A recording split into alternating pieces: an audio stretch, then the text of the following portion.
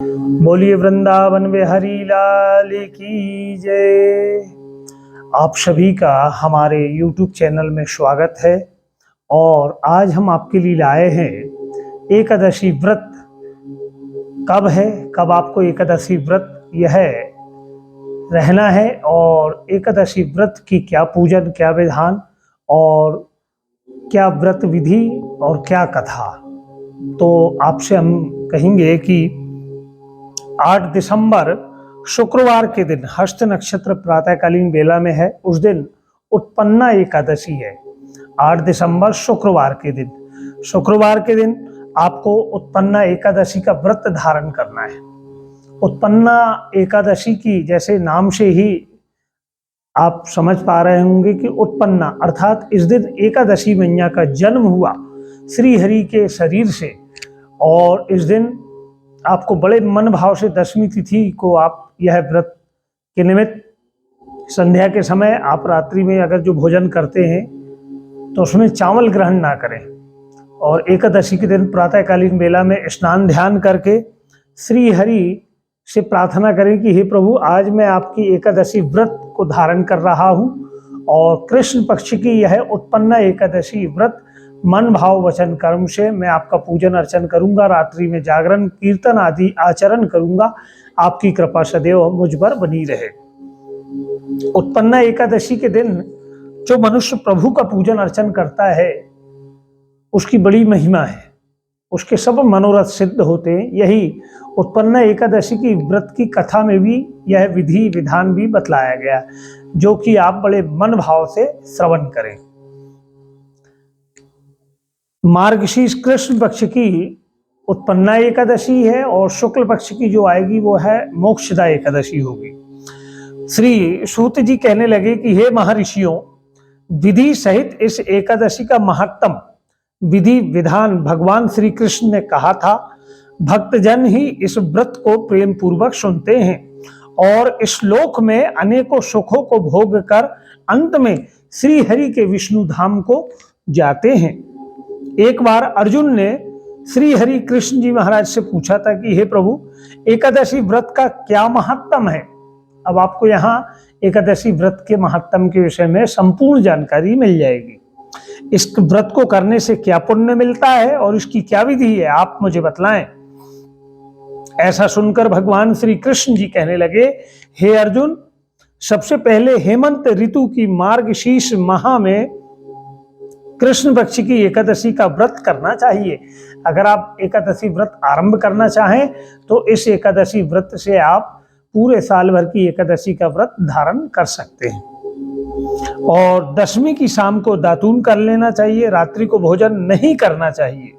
एकादशी को सुबह संकल्प नियम के अनुसार कार्य करना चाहिए।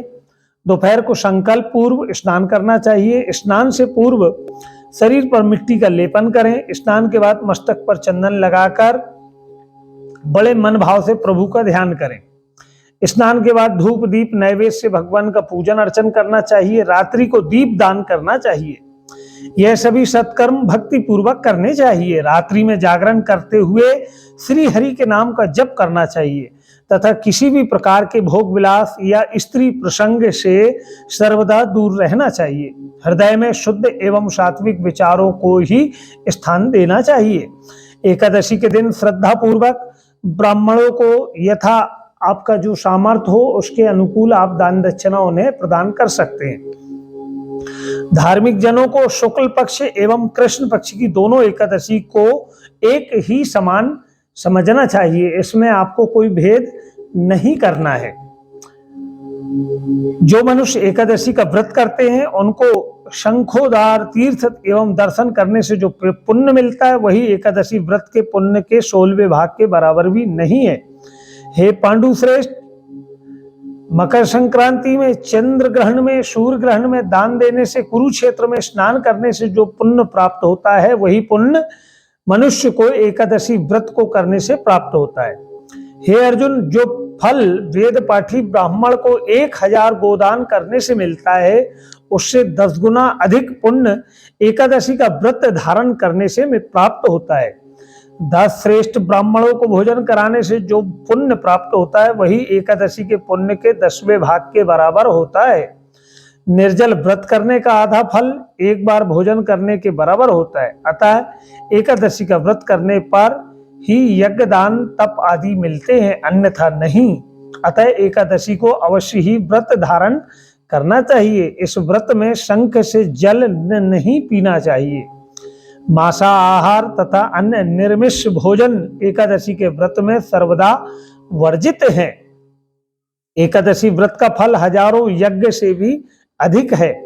ऐसा सुनकर अर्जुन हाथ जोड़कर कहने लगे कि हे भगवान, इस एकादशी के पुण्य को अनेकों तीर्थों के पुण्य से भी श्रेष्ठ तथा पवित्र क्यों बताया गया? आप मुझे यह विस्तार पूर्वक कहें। तब श्री भगवान कहने लगे, हे कुंती पुत्र, सतयुग में एक महाभयंकर दैत्य हुआ, उसका नाम मुर था। उस दैत्य ने इंद्र आदि देवताओं पर विजय प्राप्त कर उनको उनके पद से अपदस्थ कर दिया, उन्हें उनसे इंद्रासन खाली करा लिया। इंद्रपुरी पर उसका अधिकार हो गया। तब सब देवतागण मिलकर देवाधिदेव महादेव से प्रार्थना करने लगे कि हे कैलाशपति, आप हम सब देवताओं पर कृपा करें। हमें दैत्य के अत्याचार से हम दुखी होकर मृत्यु लोक में अपना जीवन व्यतीत कर रहे हैं।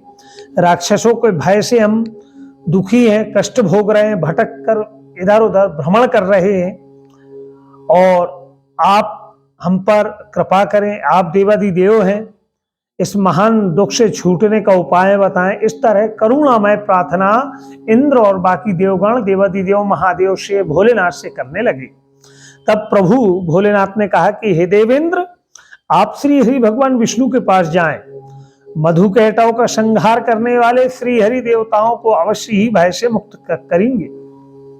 इंद्र तथा अन्य देवता महादेव जी के आदेश अनुसार क्षीर सागर गए, जहां श्री हरि भगवान शेष शैया पर विराजमान थे। भगवान विष्णु के समक्ष उपस्थित होकर सभी देवतागण इंद्र आदि उनकी स्तुति करने लगे, हाथ जोड़कर प्रार्थना करने लगे, कहने लगे, हे देवाधिदेव, आप स्तुति करने योग्य है, आपको बारंबार मेरा प्रणाम।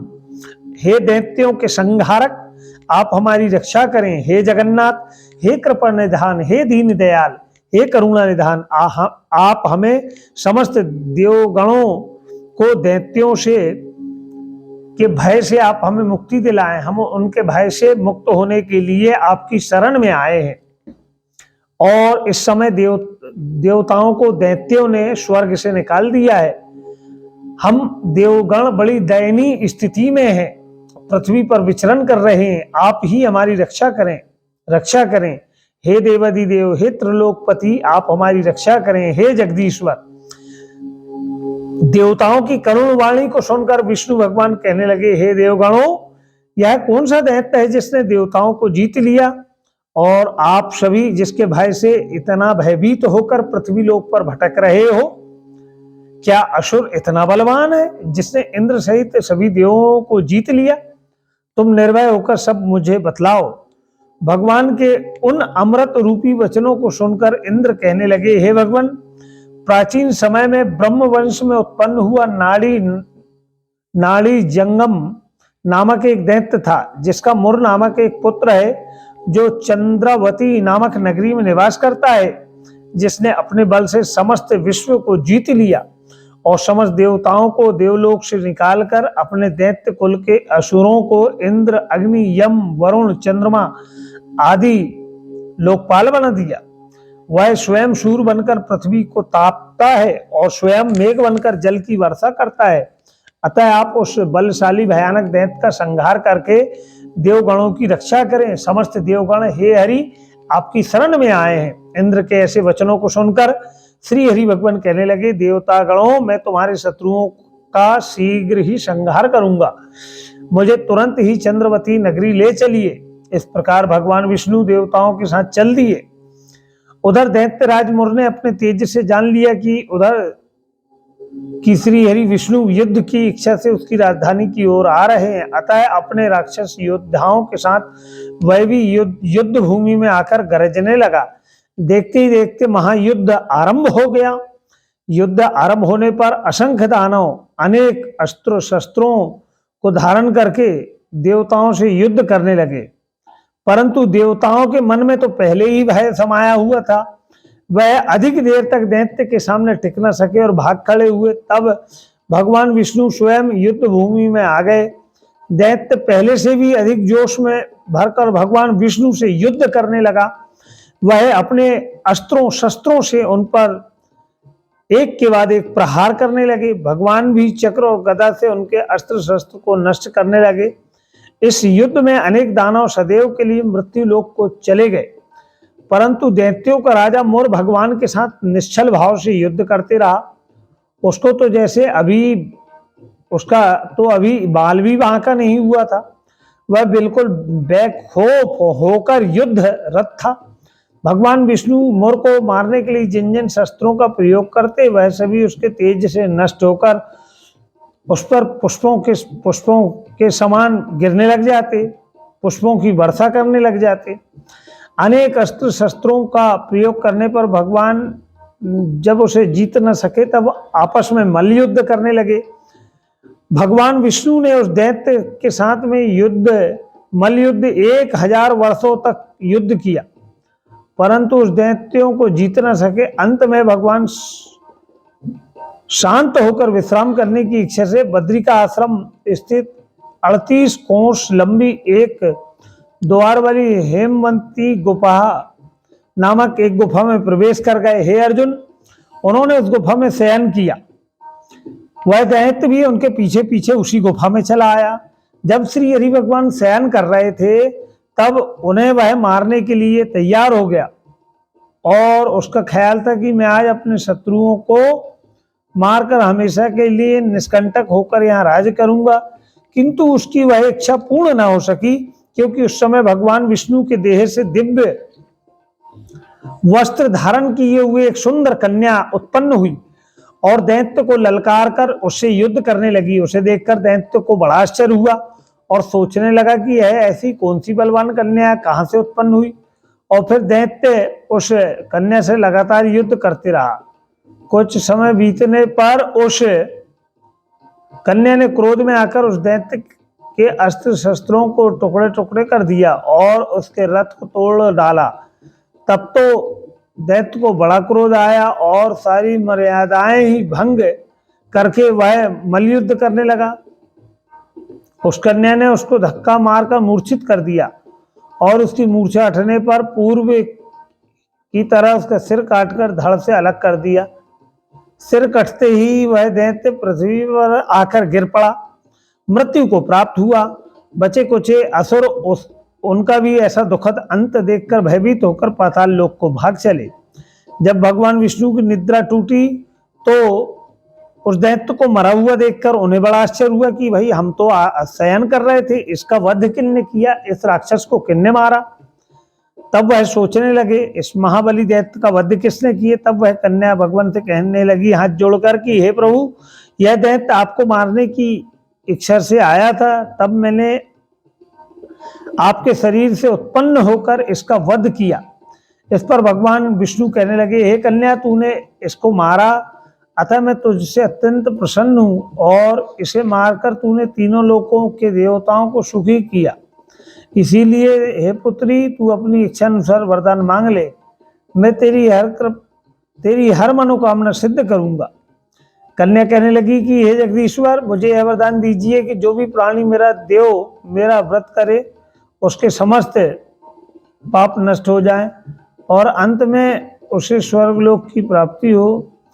मेरे व्रत का आधा फल रात्रि को मिले और उसका आधा फल एक समय भोजन करने वाले को मिले।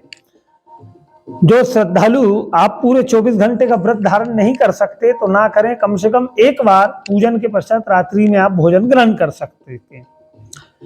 जो श्रद्धालु भक्ति पूर्वक मेरे व्रत को करें वह निश्चय ही विष्णु लोक को जाते हैं। जो मनुष्य मेरे दिन तथा रात्रि को एक बार भोजन करें वह धन्य धाम से भरपूर रहे।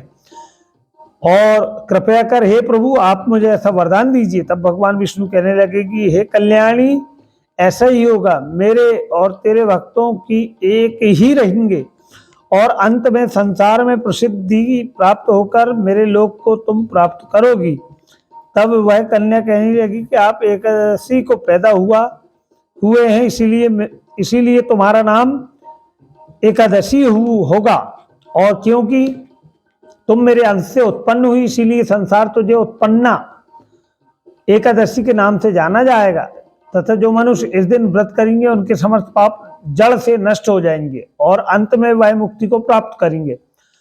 तुम मेरे लिए अब तीज, अष्टमी, नवमी और 14 से भी अधिक प्रिय हो। तेरे व्रत का फल सब तीर्थों के फल से भी अधिक महान होगा, यह मेरा स्पष्ट कथन है। ऐसा कहकर भगवान उस स्थान पर अंतर्ध्यान हो गए। एकादशी भी भगवान के उत्तम वचनों को सुनकर प्रसन्न हुई। भगवान श्री कृष्ण कहने लगे कि हे पांडुनंदन, एकादशी का व्रत का फल सभी व्रतों का व सभी तीर्थों के फल से वह श्रेष्ठ है। एकादशी व्रत को करने वाले मनुष्य के शत्रुओं का समूल नष्ट होता है और व्रत करने वाले को मोक्ष की प्राप्ति होती है। और उन मनुष्यों के जीवन में जो विघ्न बाधाएं आती है वह भी दूर हो जाती। तात्पर्य यह है कि मुझे अत्यंत प्रिय एकादशी का व्रत को करने वाले प्राणी सभी ओर से निर्भय और सुखी होकर अंत में मोक्ष को अधिकारी होते हैं। हे अर्जुन, मैंने यह एकादशी की बड़ी उत्पत्ति की कथा आपको बतलाई। एकादशी व्रत समस्त पापों को नष्ट करने वाला है और सिद्धि को देने वाला है। उत्तम मनुष्यों को दोनों पक्षों की एकादशी को समान समझकर उनका पूजन अर्चन करना चाहिए। भेदभाव मानना उचित नहीं है। जो मनुष्य एकादशी व्रत का महत्तम श्रवण व पठन करता है वह अश्वमेघ यज्ञ के समान उसे फल की प्राप्ति होती है। और बड़े मन भाव से श्री हरि की आराधना करें। इस कथा का जो सार है वह भी हम आपको बतलाना चाह रहे हैं। यह एकादशी भगवान विष्णु का साक्षात शक्ति स्वरूप है। जिस शक्ति ने उस राक्षस का वध किया, श्री हरि की रक्षा करी, जिसे भगवान भी जीत पाने में असमर्थ थे, उस शक्ति के आगे उस मनुष्य के पाप रूपी राक्षस भला कैसे ठहर सकता था। जिस शक्ति ने देवताओं को सुख समृद्धि दी वह प्राणी मात्र को क्या नहीं दे सकती। सुख, शांति, समृद्धि, शांति और मोक्ष सभी कुछ सहज ही प्राप्त हो जाता है। इति श्री एकादशी व्रत कथा परिपूर्ण। बोलिए वृंदावन बिहारी लाल की जय। और हमारा आप सभी से आग्रह है कि यह दिव्य कथा आप और लोगों तक भेजें और जिसमें वह भी इस एकादशी व्रत की कथा का श्रवण कर पाएं, क्योंकि एकादशी व्रत की जो महिमा बताई गई उसमें प्रभु की कथा श्रवण का इतना ज़्यादा फल है। आप व्रत नहीं रह पा रहे कोई बात नहीं, लेकिन कम से कम हाथ में पुष्प लेकर, तिल लेकर उस दिन चावल का उपयोग नहीं करना है। श्री हरि का आपके यहाँ जो लड्डू गोपाल है उनका अभिषेक पूजन अर्चन करें और कथा आप श्रवण करें या पढ़ें, जैसी जो आपकी व्यवस्था हो उसके अनुकूल। और आपने हमारे इस चैनल को सब्सक्राइब किया है, कोटि सा धन्यवाद। नहीं किया है तो आपसे आग्रह है कि आप इसे सब्सक्राइब करें। बोली वृंदावन बिहारी लाल की।